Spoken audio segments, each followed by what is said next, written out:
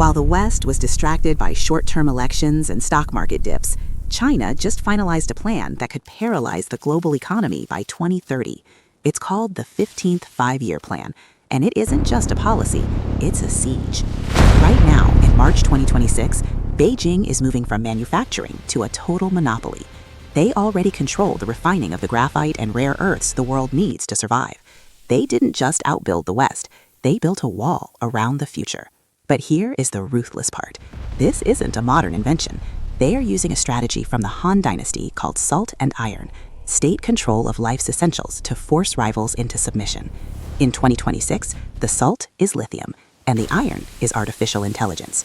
The West thinks they are playing a game of trade, but China is playing a game of Go, where the goal isn't to capture a single piece, but to surround the entire board until the opponent has nowhere left to move.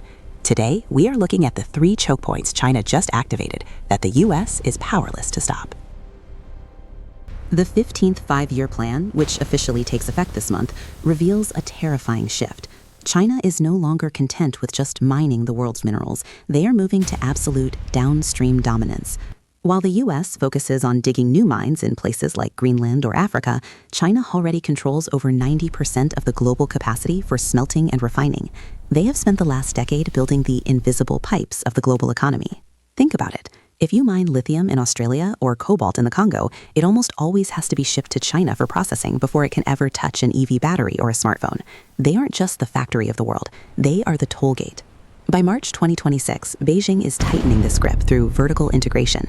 They are prioritizing their own domestic tech giants like BYD and Xiaomi, ensuring they get the cheapest, highest quality materials first. This leaves Western companies fighting for the leftovers at prices Beijing controls. This is the salt and iron strategy in action. Just as the Han emperors used state monopolies to fund their wars and stabilize their borders 2,000 years ago, modern China is using refined minerals to fund its rise and keep its rivals dependent. If you control the refining, you control the innovation. And right now, the West is running on a battery that only China knows how to build. But the real masterstroke isn't just in raw materials, it's in the brain of the machine. Under the 15th Five-Year Plan, China is launching the AI Plus Action Plan. They aren't just trying to build a better chatbot, they are embedding artificial intelligence into the very fabric of their new quality productive forces. By 2026, Beijing's goal is tech sovereignty. While the West debated the ethics of AI, China spent years building a state-backed, independent tech stack, from the semiconductors designed by Huawei to the massive data clusters powering sovereign AI. They are moving towards a 70% AI penetration rate across their entire manufacturing sector by next year. This is the second choke point. If China can manufacture goods with AI-driven efficiency that the West cannot match, the Made in China label evolves from being the cheapest option to being the only advanced option. In Chinese history, the Great Wall wasn't just a fence, it was a way to control the flow of people and trade. Today, China is building a digital Great Wall. They are creating a world where the global South doesn't just buy Chinese phones, but runs on Chinese 6G, Chinese satellite internet, and Chinese AI standards. The West is realizing too late that you cannot win a marathon if your opponent has already bought the finish line. China didn't outsmart the West by a single move. They did it by playing a game that lasts centuries, while the West plays in 4-year election cycles.